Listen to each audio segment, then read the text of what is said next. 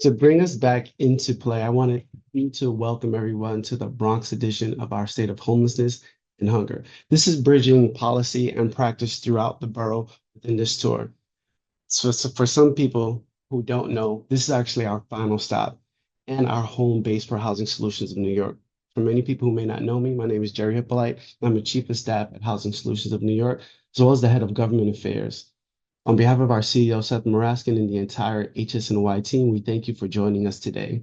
HSNY is one of New York City's largest nonprofit providers, providing homeless services, supportive emergency as well as transitional housing, food insecurity programs, as well as operating more than 30 programs and locations across the five boroughs, serving thousands of New Yorkers each year. Today's discussion is about bringing together government, elected officials, providers, advocates, as well as community members to move beyond the conversation towards solutions. Now, the purpose of this discussion is that bridge gap between policy and practice. Today's conversation is built around a simple idea. The best solutions happens when policy and practice work together. And we have policymakers shaping legislation, practitioners working on the front lines every day, and these literally speaking to the critical support as well as the individual with lived experience who understand these challenges firsthand. And so we bring these perspectives together as well as identify practical, actionable solutions that strengthen our communities and improve outcomes for individuals and families experiencing homelessness and hunger. And so, just to continue to move forward, I want to guide you through the complexities of this conversation. Homelessness and hunger it's not a rare thing. It is not caused by a single event. They're often the result of multiple challenges happening at the same time, from rising housing costs, stagnant wages, health issues, family instability, domestic violence, barriers to employment, or even public benefits. Food insecurity is frequently one of the earliest warning signs that households are struggling. And that's why we cannot address housing without also addressing access to food, equity to healthcare, economic opportunity, as well as supportive services. These lasting solutions require us to really take a look at the whole person and not just the immediate crisis.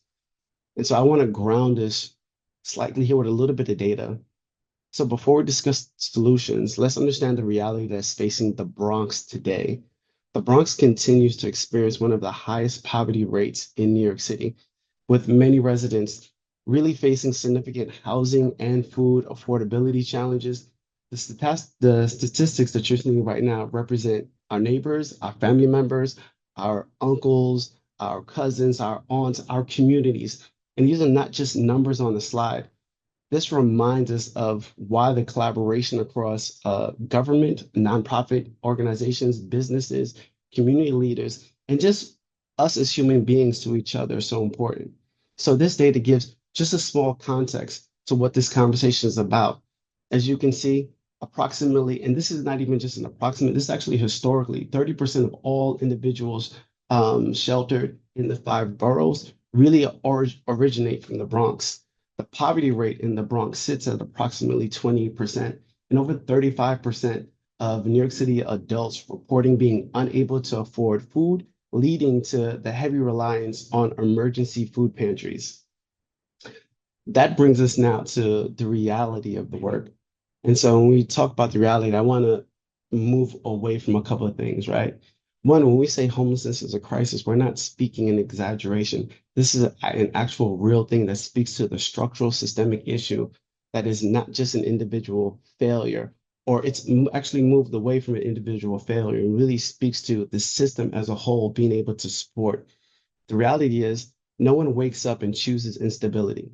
Instability happens when systems fail to absorb the shock of medical emergencies, job loss, domestic violence, or even sudden rent increase. And so when we speak to the borough of the Bronx, this shock can quickly spiral. The next thing we talk about cycles of instability, from anything can happen from a missed payment, which will cause you to be in arrears, eviction that you didn't get a chance to get a foothold brings you into shelter. And shelter itself, the entry disrupt employment as well as schooling. You can't really function in school if you haven't had a healthy meal, or even worse, you don't even have a place to go to. And so the system in and of itself is reactive instead of preventative. And so the conversations that we're looking to have really speak to a reality that's happening that is not a choice or something that is happening in a stagnant or unreal way. This is actually really happening specifically to the Bronx. And so with that, we want to really speak to someone who is going to open us up with our keynote is going to be Senator Sepulveda. So I believe Senator Sepulveda is here. I want to just check in.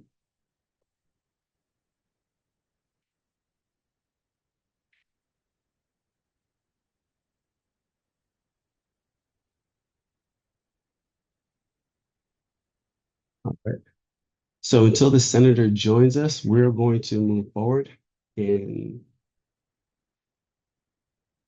present to you our moderator for today. We'll give it up to our moderator from Housing Solutions of New York, our Director of Marketing, Marley Warren. Good afternoon, everyone. I'm so honored to be a part of this conversation today and to be with such amazing group of practitioners and elected officials to talk about the work that is being done every day to help communities in the Bronx. At this time, I would invite all of our panelists to come off camera so that we can do a round of introductions. I would love for everyone to be able to speak a little bit about themselves and the organization that they are representing today. Um, so I will, um, let's see here. If we can ask folks to come on camera, that would be great. All right, so I'm going to go in the order that I see on my screen. So first, I would like to introduce you to Mr. Simon Kawitzky, who is the Senior Vice President of Real Estate at Volunteer for America. We also have HSNY's very own Ms. Chanelle Gallman. She is the Senior Director of Shelter Services here. Today, we have Ms. Diya Basu-Sen, who is the Executive Director for SAPNA. Um, we also have the office of our Assemblyman Fidel Malena, and we also have Hennessy Reyes from Senator's office. If there is, so now I'm going to have a moment and I'm going to have folks. Simon, why don't you get us started and tell us a little bit about yourself and Volunteers for America? Sure, Marley. Thank you. Good afternoon to everybody. Thanks for having me here. My name's Simon Kawitzky. I oversee real estate and facilities at Volunteers of America. I have over 15 years of experience in housing and community development in New York City. Previously worked for New York City Department of Housing Preservation and Development on community-based preservation and development initiatives. And more recently, I worked at NYCHA on our comprehensive rehabilitation projects in partnership with the private sector. So my role here at Volunteers of America, we're building out a pipeline of supportive and affordable housing throughout New York City. The organization itself is over 125 years old, part of a national network to address the housing and homelessness crisis. Here in New York City, we own or operate over 4,000 beds of transitional, temporary or permanent housing, primarily located within New York City, as well as a smaller portfolio in northern New Jersey. And, our efforts are really aimed at how to provide stability for people who are at risk of or are experiencing homelessness. We do so through the provision of housing, all different types of housing to accommodate people with different needs, and we provide case management and social services in those settings. We also provide health and wealth building efforts to support people in living independently in the community, as well as advocate for different policies and practices that allow for ourselves and our peer organizations operating in the space to more effectively deliver services. Thank you. We're looking forward to having you be a part of the conversation today. Next, I'm going to pass the mic over to Miss Gallman from HSNY to introduce yourself and tell us a little bit more about HSNY. No problem. Thank you, Marley. My name is Chanelle Gallman. I'm one of the senior directors of shelter services within Housing Solutions of New York, particularly providing direct oversight of our family with children portfolio. Outside of the family with children portfolio, HSNY does expand across the single adult portfolio and also assist our asylee families and singles within the community of transitional housing. With Housing Solutions of New York, we do expand far beyond just the transitional housing component. We also look at the scope of supportive housing and have expanded to grant-funded programs, which can assist with also our food pantry with the community health program. We try to be a pillar to the community with being able to expand services to our marginalized communities. We assist with so many different capacities that it's got me tongue-tied at this point. But I do want to say that HSNY strives to be a layer of support to families and individuals who are marginalized in the Bronx and expanding into additional boroughs, which we've done in the most recent years. We are now servicing individuals and families in Brooklyn, Queens, Manhattan.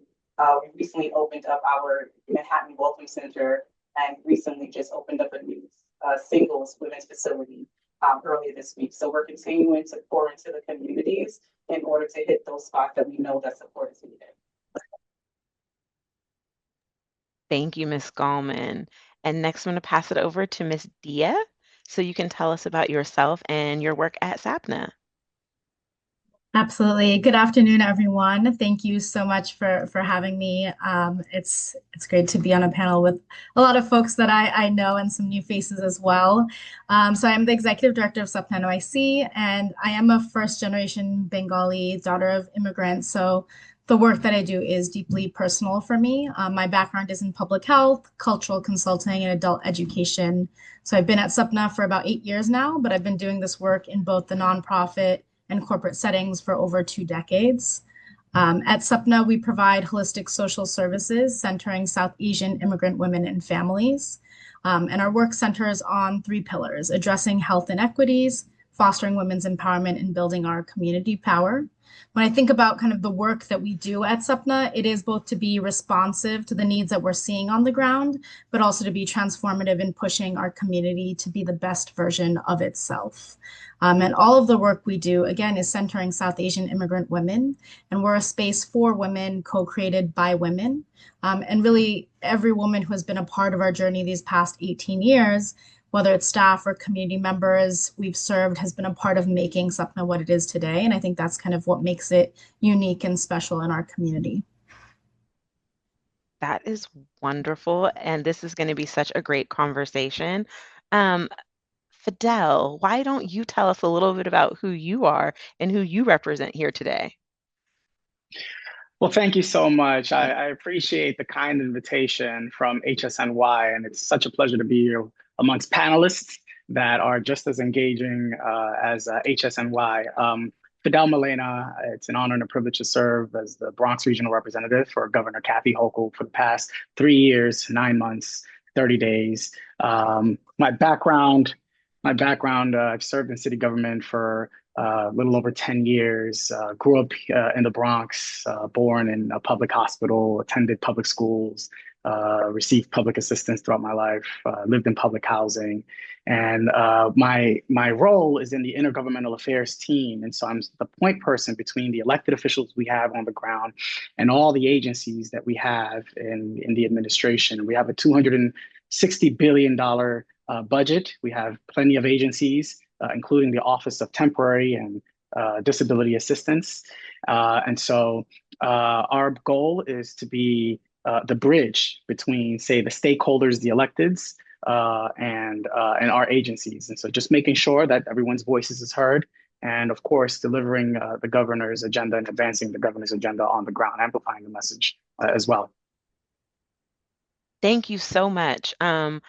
As you can see from everyone's introduction, we have a super amazing panel that is about to happen. And I want you guys to get ready because we're going to have a conversation. I'm not going to be interviewing folks. I'm going to ask questions. I want you guys to answer. If I ask Ms. Gallman a question and Simon, you have an answer for it, jump right in. Fidel, if there's something going on in policy that overlaps with something we're talking about, come on and join the conversation. We want the people to know what's happening in their borough and what they can do to be a part of the change that we all want to see. So I'm going to get us started. We're going to talk about the Bronx. Um, when we think about where we are with homelessness and hunger today in the Bronx, what is the most urgent thing that you all are hearing where in your offices, in the community? Where is that sense of urgency coming from in the Bronx today? I will get us started with Miss Diya. Sure. I think when I think about what's most urgent is really the trajectory of what we're seeing, both kind of on the ground in our office as well as in data. For those of you who might have seen Robin Hood's most recent annual report on their poverty tracker, they reported an increase in the poverty rates as well as a national poverty rate that exceeds pre-pandemic levels. And all of this is kind of happening on the backdrop, right, where we know HR 1 or the Big Beautiful Bill is cutting safety net programs like SNAP and Medicaid. So families who are on the brink of poverty are now being pushed into poverty. Like homelessness and hunger are the extreme right end of the spectrum when we think about it. But I also think about how many people are on the precipice of homelessness and hunger, right? How many people are living in unsafe housing, overcrowded housing, who are severely rent burdened. And that kind of puts us at a point where anything other than really like bold new solutions will fall woefully short of what's needed, right? We're seeing just extreme poverty coupled with that lack of safety nets to support people who are experiencing that. Just tapped in to support. Thank you so much for that. I wanted to share the first thing that came to my mind was affordability. Working alongside individuals and families in transitional housing, we do see that there's a huge concern when it comes to, am I going to be able to feed my family or am I going to be able to move out of shelter and sustain stability in the communities? So just the rising cost of the rents, the rising cost of food, across the boroughs, the Bronx was pretty much the last location that everybody was kind of migrating to after the other boroughs were filled. But nevertheless, it is a constant concern when it comes to the rent costs. When we're having families unable, to transition out to pay rent without the assistance of a subsidy. And now that all of the benefits and the resources are being impacted, it does make a huge impact to the people that we service internally. Yeah, and if I could jump in on that, I think what we're seeing in the Bronx, we continue to see families that are struggling under the combined pressures of rent, food costs, childcare, transportation, healthcare, right? So it's helpful to have partners on the ground at city government and as well as our local elected officials like State Senator Sepulveda, Borough President Gibson, that are really trying to advance that conversation into the executive chamber, and particularly with our agency like OTDAT, the Office of Temporary Disability Services. And their mission is to recognize that homelessness is often the result of multiple financial stressors occurring at the same time. So when a family begins struggling to purchase groceries, or fall behind on utilities or losing incomes, those pressure quickly become housing instability. So it's why we try to invest as much as we can on safety nets, not just in housing, but also programs like SNAP, HEAP, emergency assistance, temporary assistance, and homelessness prevention work together to stabilize families. And so, I guess the most important underlying message of what we see in the Bronx is that homelessness is an ongoing concern. But from the governor's standpoint, the best homelessness strategy is preventing homelessness from occurring in the first place. Thank you so much for that. Oh, I can jump in as well and speak to a little bit from our perspective. Just to put some numbers on it, we're still dealing citywide with levels of homelessness that are unprecedented. We have over 100,000 people sleeping in the shelter system today. The actual number of people who are considered homeless, meaning they've doubled up with family members or friends, they don't have a home for themselves or their families, is thought to be 2 or 3 times that amount. But 2/3 of all shelter residents are actually families, and about 30,000 people are children. In our public school system, about 1 in 7 kids are currently homeless, which is just a staggering number when you think about it and the kind of challenges that those children are going to face, and having stability that's needed to build that educational attainment and achieve long-term health and prosperity for themselves. The issue is more acute in the Bronx, and Bronx residents are disproportionately affected by homelessness. So um, the Bronx makes up about 17% of the total population in the city, but about 35% of all families entering the shelter system are coming from the Bronx. And that stat that I gave, where 1 in 7 children in the public school system are currently homeless, in the Bronx, it's 1 in 6 students. So I just wanted to put kind of those numbers out there to like make a finer point on, those who are really impacted by these struggles are families and families with children. Thank you for that. And I think it resonates with all of us when we hear those statistics, because for those of us who live in the Bronx, we see it, we feel it. For those of us who work with these communities and these populations of people, we see it and we feel it. At this time, I would like to introduce Senator Louis Bavada's office. He's going to join us and would love to hear the senator's thoughts on the conversation that's been had so far. Well, good afternoon, everyone. I'm having a little tech difficulty, but obviously, this district, my Senate district, is the poorest senatorial district in the entire state of New York. And clearly, homelessness is a major critical problem that we're trying to resolve. Every year, when we go to Albany to argue for resources in the budget, one of the things we try again and again to contribute in any way that we can, funding that will decrease homelessness and create more home security throughout the district. We are lagging behind here, and some of the numbers that have already been mentioned are numbers that I've looked at and really upsetting. But the thing is that we have, at least the Democratic caucus, we're really working hard to make it possible for people not to be homeless. The conference, we've focused a lot with soon-to-be ex-chairman of the House Committee for Cabinet. We have worked a lot, focused a lot on legislation, people either in their homes to prevent them from becoming homeless or provide them with some form of housing if in fact they're unable to pay their rent or they get evicted, something like that. But have something quality, respectful. Remind people that I believe it's around 30% of those, slightly more of those people that are homeless are children. And that's one of the great motivating factors for many of my colleagues and for myself. And so we're going to continue to, my office, I work with anyone that can help us with this issue of homelessness. And we have, our office is the busiest constituent services office in the entire state of New York. And the biggest problem, one of the biggest problems is housing, homelessness. We're going to do our part.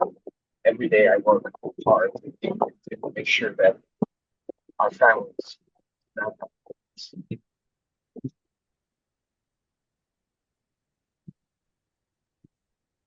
It looks like we may have lost the senator for a moment.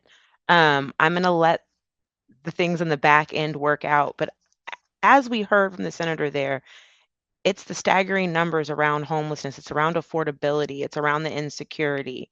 And as we think about the work that is being done in the organizations like HSNY and SAPNA and Volunteers for America, what are some of the solutions that you're seeing in your organization? What are some of the things that is being done that is working to help combat this? If there's any unique programs or subsidies or policy that is coming up to really try to close this gap in this affordability crisis that we're having in the city, love to hear about it. Oh, I can jump straight in. So being with Housing Solutions of New York, what we've recognized is the importance of ensuring that our families with children programs particularly have access to nutritious meals. So a part of the requirement with the city is that we do provide pantry items on site for the team. And what we've done internally was partner up with our community health program to ensure that we have complete full meals, nutritious meals, to be able to provide our families at request, at hand, always available for them.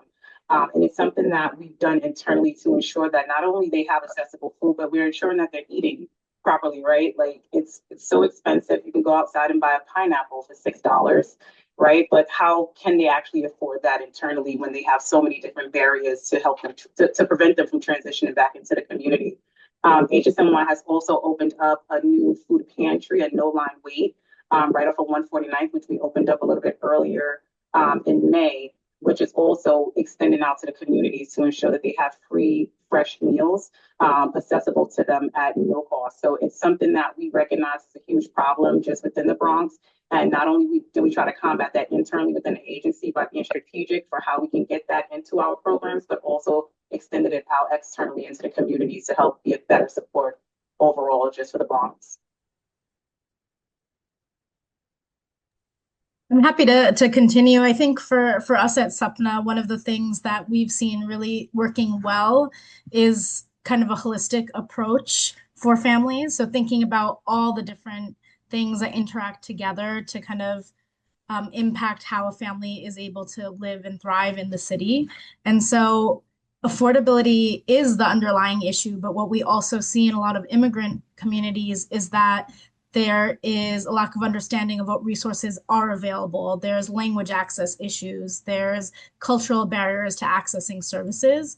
And so in-house, we're able to work with clients so that to actually connect them to these services that sometimes exist, right? So we think about some of the safety net programs, like during the pandemic, the Excluded Workers Fund was a really transformative way to assist families who otherwise would have become homeless, who would have been unable to afford food. But what we saw is in our community, nobody, not one single person before we spoke to them actually knew that whole, that policy existed for them. And so through that, we were able to actually complete applications. We were able to do outreach. We were able to connect families with like $15,000, $20,000 at a time, which again, a lot of these things exist. And sometimes it's a matter of connecting people, right? Connecting them to the one-shot deal, to home base, to food pantries. And if you don't have trusted intermediaries, there are families who have solutions available who don't know those solutions are there or don't know how to access them or process the applications. So I think we really need to invest in these social services, these grassroots organizations that have these deep relationships of trust with these different communities and can ensure that these policies that we're making actually reach the most vulnerable people that need that support. Yeah, and if I could jump in. Oh, please, Simon, go right ahead. Oh, sure. At VOA, Fidel, actually, you mentioned prevention as one of the primary strategies to prevent homelessness. That's an area that VOA is very focused on, particularly around advocacy to expand the City FEPS program, which is a tenant-based rental subsidy that can keep people housed where they currently live and prevent folks from entering the shelter system in the first place. I think continuing to fund that program and expanding it is going to be critical. The Bronx leads the city in terms of eviction rates. Many of those are preventable. We know that homelessness is a direct result of housing affordability or inaffordability. And by providing resources for folks to remain stably housed versus experiencing the trauma of looking for a new home or entering the shelter system, not only provides a more humane solution for sheltering folks, but actually is also more cost effective for the city, where it costs the city $300 a night, for example, to house a family or an individual in a shelter, only about $54 a night to fund them to remain in the home that they currently live. So that's an area that we've been advocating for and hope to see a program that we hope to see expanded. Fidel, sorry, I cut you off. All well, all is good. There are lots to cover. And as Diya mentioned, right, the approach is frankly holistic. And I really want to take this opportunity to thank our locals, including Senator Sepulveda, who has been touching base on each of the items involving, say, food security, income stability, energy security, housing stability, employment and self-sufficiency. You know, I remember when I started the job a little over 3 years ago, it involved the kind of advocacy on the state legislative side to advance the continuum of mental health, to provide funding, say, to our hospitals, but to also look at housing, the component of housing. In the Bronx alone, the governor has invested very heavily in supportive housing. I remember walking with the senator and our governor in the district at one of the housing developments in Boston Road a few years ago, and was able to bear witness in how the state senator emphasized the need for supportive housing and the wraparound services that are included in the housing. So it's one housing after the next that also helps to sort of develop it. We have By's Place, not far from your office at HSNY. You have Bedford Green. I believe that's where the senator and I took a tour and saw the work. And just recently, we've cut ribbon at the Frederick Shack residence, also on Boston Road. These are the kinds of wins that does add up, so that everyday residents can actually get this kind of holistic services that Diya was mentioning. But we are also responding to emergency responses. Twin Park North a few years ago, when it went through the fire, right? We had to inject several $1 million for emergency assistance there, and we've partnered very well with the city and the federal government as well. But it takes having conversations like this from Housing Solutions of New York to see how we can continue to be proactively engaging and reduce homelessness and tackle food hunger in a very coordinated way. Thank you so much for that. Senator Sepulveda, I will turn it back over to you to see if there are any remarks from what you've just heard that you want to respond to, as we know that you've had some technical difficulties. So if you're able to join us again, we would love to hear any of your responses to what we've been discussing. Yeah, unfortunately, again, I'm sorry I'm having these kind of tech difficulties. I know that Fidel Malena spoke about some of the things that the governor is doing.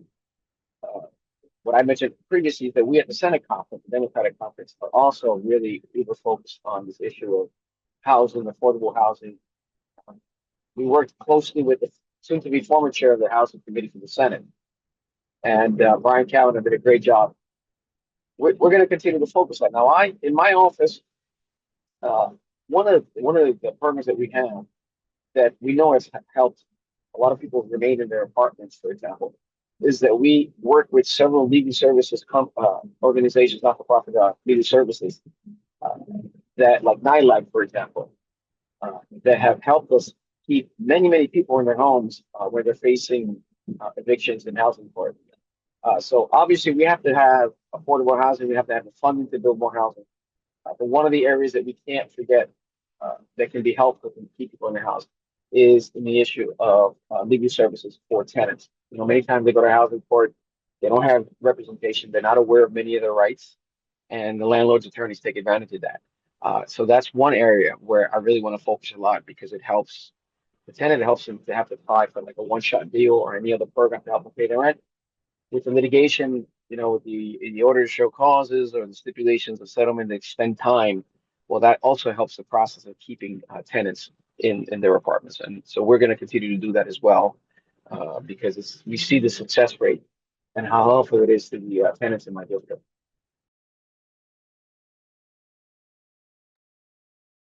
Thank you so much for that. We really appreciate you taking the time today to join the panel and to be a part of this conversation. As we continue the conversation and we continue to hear about affordable housing and supportive housing, and we think about what it takes to have like wraparound services. What does that look like to have integrated services? What do we do? How do we connect with one another to share resources? Because I've heard that several times, folks saying that people just don't know the resources are available to them. So I would love to hear from the folks doing the work around where you see more opportunity to work together, and how we can create an opportunity to have wraparound services if you're at an organization that may not provide the direct service your community needs. Simon, I'm going to start with you on that one. Sure, I was actually going to suggest that Chanelle jumps in since she's more on the direct service side. But I'm happy to kick it off. I mean, you know, we manage a number of supportive housing properties across the city as well as in the Bronx. These are targeted towards different populations. What I found, in my time at VOA, and I've been here for about 7 months now, is just how incredibly complex the system can be. We have a variety of different funding agencies that support um, our projects at different funding levels. They have different expectations. They provide funding to support different populations and different needs. And that's been, from my observations here, just incredibly difficult to navigate. You can't really apply like a one size fits all model or approach to every property. It really needs to be targeted towards the specific needs of the residents that are there. Um, One of the biggest challenges that I've seen in uh, really supporting our clients is getting people placed in these buildings in the first place. We operate homeless shelters that have the primary goal of getting people out of the shelter. We want to support them when they're there, but we really want to make sure that as quick as we can move them into a more permanent and independent setting. So the application process for getting folks housed in supportive housing is incredibly complicated, um, burdensome for the applicant, also for the organization doing that work. Um, it's also traumatic for the clients. They have to go through this process. They have to respond to questions about their circumstances, their family. These are people who are going through probably the most difficult time in their lives, and they're trying to navigate the social safety net and identify resources, and they have to relive that trauma day in, day out. So there's a lot of work, and I don't want to take up too much time um, personally, but there's a lot of work that needs to be done to streamline that process, identifying from the moment somebody kind of enters the system, what their needs are, and then figuring out where they can best be housed stably and independently and with dignity. And then allowing for them to move into those vacant units because we have too many vacant units in the supportive housing ecosystem that are untenanted that could provide a home if some of these barriers were and obstacles were removed.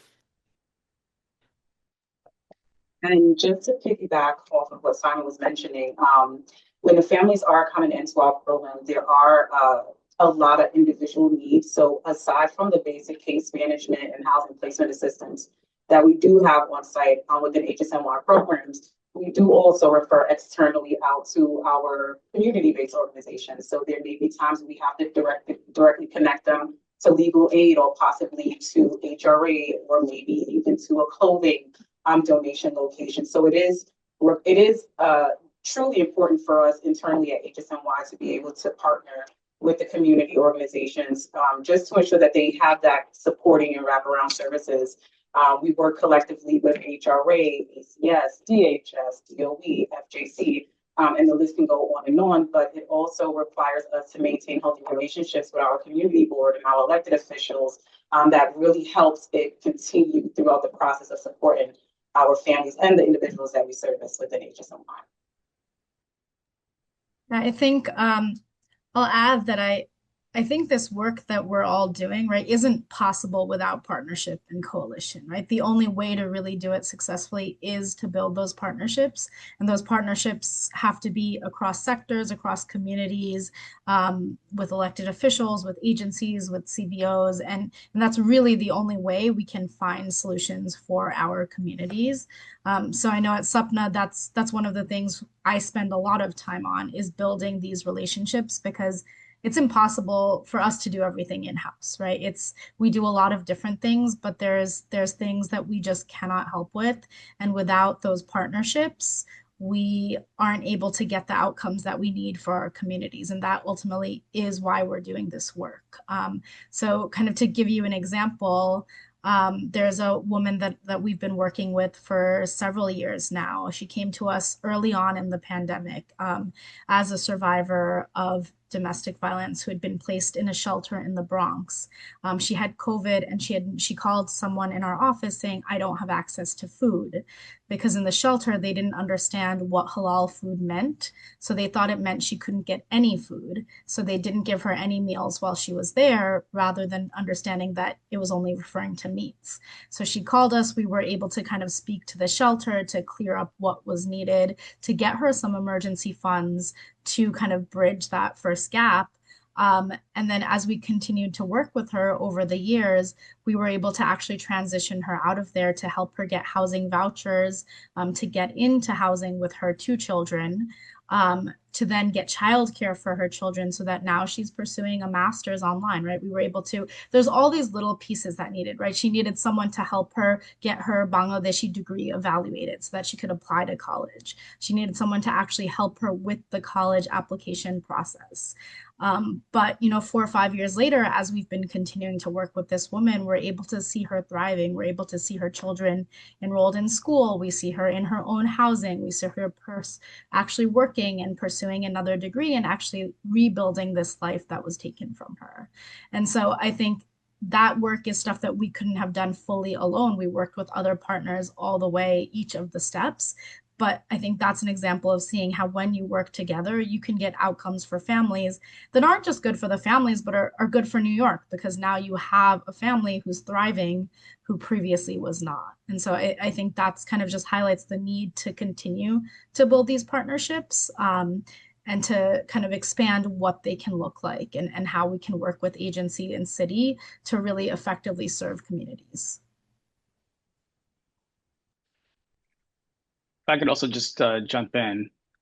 When we're thinking of integrated service delivery, it means that the family only has to ask for help once. So instead of having separate systems, they receive coordinated support. So I think Simon touched on that, Chanelle touched on that, and Diya, your anecdote is well put together and well put together through, especially with language access, right? But also the legal services component that the senator had asked for. So that's exactly how Governor Hochul approaches affordability. Just around the neighborhood from the senator's district, we have another housing development, Star Hill Phase 1. Star Hill Phase 1 is on 1600 Grand Avenue. HRA is doing their part. The state as well, when it comes to SNAP, temporary assistance, emergency assistance, HEAP, housing referrals, employment services, right? Childcare support, you name it, even behavioral health services. So when we think of housing, food, employment, health, behavioral services, right? They all operate independently, but they have to reinforce each other.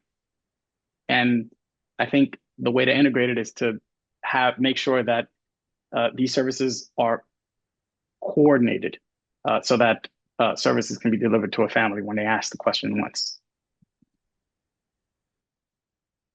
Thank you for that. I was going to ask another question, but I think it got answered very well by all of you when we talk about having the work be client-centered, whether that's from a development standpoint for Volunteers for America, or if it's from a program and services standpoint for Diya and Chanelle. Our clients and our communities are at the center of it, as well as for all of the elected officials, and how we are working together and recognizing that the gap is in the silos. The gap is in not having streamlined services. The gap is in not having coordinated and integrated services. But I can see from this panel that that is something that everyone is aware of and is working towards breaking down. And so as I prepare us, as we end this amazing hour, my last thing I really want us to focus on is the future, the vision. Where are we going to go? And I'm actually going to ask Senator Sepulveda, for you to get us started with this is, where, if we were meeting again next year at this time, what would you have hoped got accomplished when we talk about the affordability crisis and how it affects hunger and homelessness specifically. So, Senator, I'll let you get us started with our final question.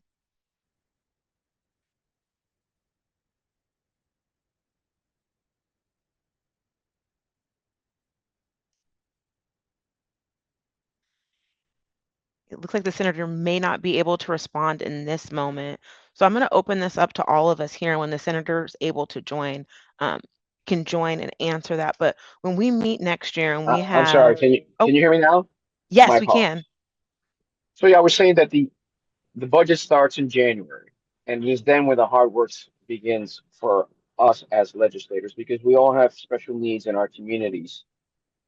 Obviously, there are more affluent communities in the city, so they're not as concerned about affordable housing the way we are in our communities where we have a lot of poverty. To me, the perfect world that every single person has a place to live and no one is homeless. That is always my goal. But we have to work on the issue of housing and food insecurity because they come together. And we're working on, we have an initiative called the New York Sunworks and the DOE. We're going to bring hydroponic towers and building laundry, and we're going to build laundry rooms where we have the highest rate of homelessness. So with the hydroponic towers, it helps with feeding the community. And many of our children that go to school, they don't have a washing machine. Their clothing aren't as clean. And so that's something that we're doing with our school districts to purchase washers and dryers for the community. We are tackling homelessness as the best as we can. In the districts that I had, in the school district 7, 9, and 12, the homeless rate is about 20% when you compare that for the rest of the city, that's 10%. And so very, very important part of my platform, my agenda, very important for our community to provide and get as much housing. And we're going to continue to work with that. And so if any organizations that are looking for funding, all we ask is they come out to our office around October, where we start working on things like funding and how we can distribute some of the discretionary monies that we get. So I invite all the organizations to reach out to us, and let's work for a better life for our people and for our children, especially, so that no one is homeless. Thank you, Senator. I'm going to open this up to the rest of our folks on the panel. When we meet next year and we are doing the second round of the Five Borough Tour, what do you hope will have changed? What is your vision for the next year in the work towards hunger and homelessness? I was like, I think there's a couple things that I'd like to see. I think it's a lot for a year, but also I think if we don't think big, we don't get anything. So I think for one thing, some of you might have heard of the Hot Rotisserie Chicken Act for SNAP. I think one of the things we do see, right, with SNAP is that it is restrictive in terms of what you can buy, and I'd love to see more trust-based funding of families where we trust them to make the decisions that they need in order to keep their families fed.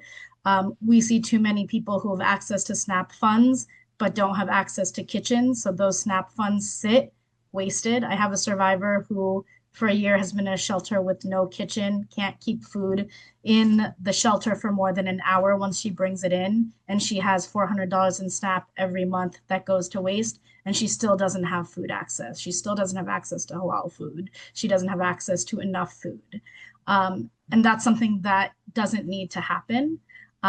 So I think that's one. The other one is just more access to emergency shelter space that is not as short term, because forcing someone to move into a shelter, right? If you think of a survivor of abuse taking their children, moving into a 3-month shelter, and then in 3 months being forced to move again, to rebuild the connections, to relearn the space that they're in, to relearn the community that they're in, it's not fair. And it doesn't actually help the process of them moving towards independence. And so I think those two things would really help our families improve their day-to-day lives.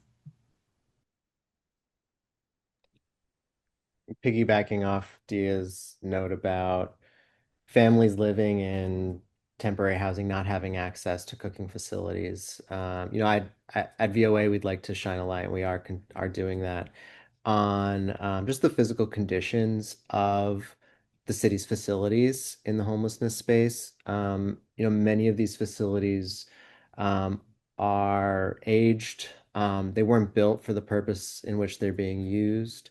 They require an immense amount of investment to make sure that they are humane and dignified for folks who are living there and going through a really difficult part of their journey. And so, we're trying to shine a light on how we can humanize these spaces, make them more nurturing, support people who are dealing with trauma and facing those challenges for themselves or their families.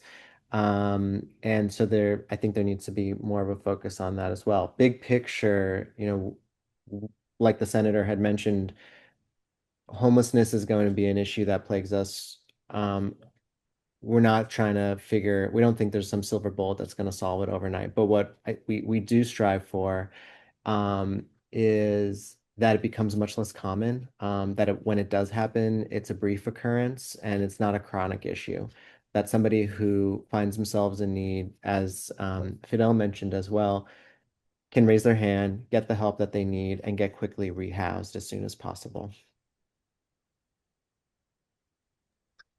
I'll just tap in to mention that I would hope that we would have some more initiatives toward prevention of homelessness. I do know that there's a huge impact and stability which causes and leads to a lot of our individuals and families with becoming homeless.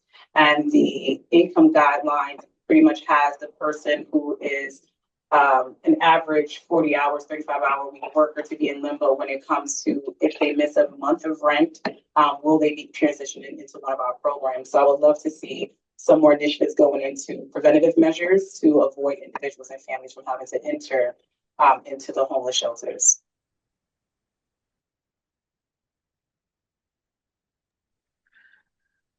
I am so incredibly grateful for this conversation.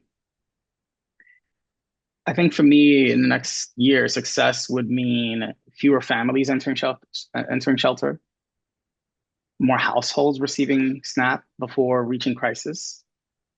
It would mean increasing enrollment in HEAP and emergency assistance, faster access to behavioral health services, stronger coordination amongst providers, more successful transition into permanent housing, and fewer repeats of episodes of homelessness. The Office of Temporary Disability Assistance has a lot of collaboration with organizations like yours.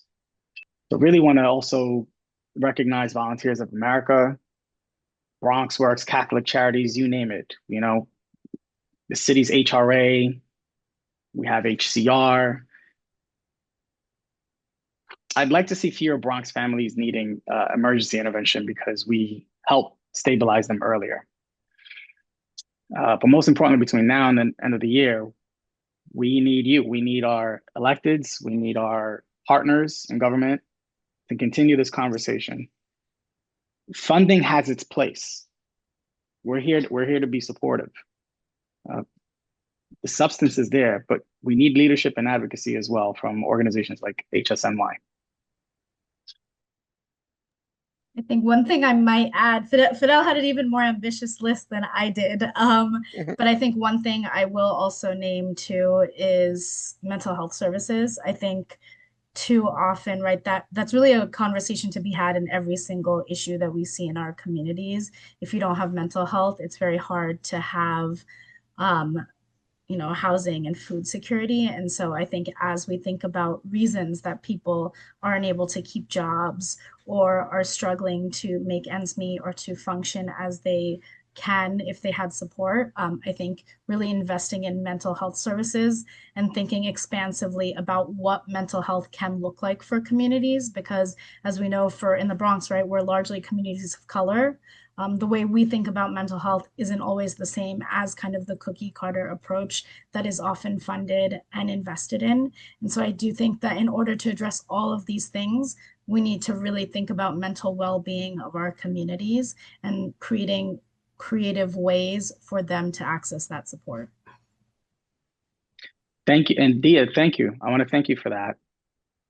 Every time I go back into the sitting table mental health is a huge priority for the state and for our governor. We have a governor that injected $1 billion for the continuum of mental health and another $1 billion as well, right, to support these services that involve mental health. We have so many populations that we have to continue supporting, right? When we think about our veterans, when we think about our survivors of domestic violence, when we think about our older adult populations, and families with supportive services needs, we have to continue to engage and have these kinds of conversations into January when we have our partners in government, right, that will itemize these priorities. So I appreciate the highlight on mental health on this, Diya. And I want to say thank you to everyone for their comments and really getting us to think about what it will take to continue to combat the affordability crisis and where we see it directly in homelessness and hunger. We are very close to the end of this amazing conversation, which lets us know that we need to continue this conversation and we need to make more space to have these conversations. I'm going to pass it back over to Jerry for a moment to close us out. But thank you to all of the panelists and thank you to everyone in the audience for participating today.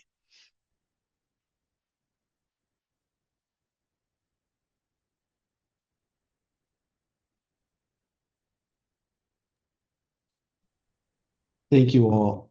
This has been an amazing conversation, that opportunity to listen to on the side end. Again, I want to thank Simon, Fidel, Chanelle, Diya, our host, Marley, and of course, I can't forget Senator Sepulveda. I want to thank you for just the time and the space to create this conversation. I think a lot of times people think that there's a strong separation between policy and practice, between government and CBOs. But I wanted to show this is us actually working together, that there is a partnership, that these are more than just one solution and one person fix, but we're actually more into care management than case management and finding out what are holistic ways for us to partner as well as elevate the issues, partner in tackling those things, and then driving deeper impact. And so with that being said, I want to continue to say thank you for everyone here as we move forward. If you want to hear more about different things that Housing Solutions of New York is doing, please go to our YouTube. You can see our podcast, One Step Away, which continues deeper dive conversations with some of the topics that we're talking about. You can also follow up and see different conversations that we have with Five Borough Tours across the different boroughs, which will have a special edition for Long Island. And then last but not least, if you can continue to really see our work and the dynamic impact that we're going to have, you can check on the QR code for our annual gala that's coming up in October. And with that final cue, I'll leave this on. I want to thank all the audience members for jumping on. This is an opportunity for you all to see communication, see collaboration, more importantly, see how we move towards solutions in a very I want to say in a reality that is detrimental or painful to a lot of people. We're actually here trying our best to do the impact, and you can see it happen live. I have the fortune to actually work with a lot of these colleagues and see each individual show and become agents of change. And with that, from Housing Solutions of New York, with all of our panelists, we say thank you. We wish you all a great evening and a great holiday weekend ahead. Thank you all. Thank you so much. Thank you.